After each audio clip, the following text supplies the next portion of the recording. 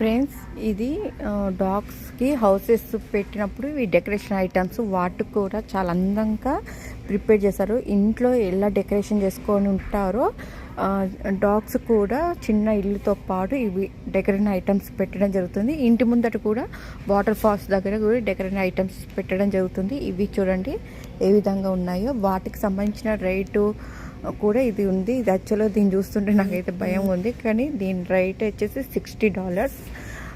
Please మీరు నేను Indian rupees చెప్తలేను. మీరు ఒకవేళ ఈ రేట్ చూసి మన ఇండియన్ డబ్బులు ఎంత ఈ బొమ్మ కనుక్కుంటే నేను చెప్తున్నాను.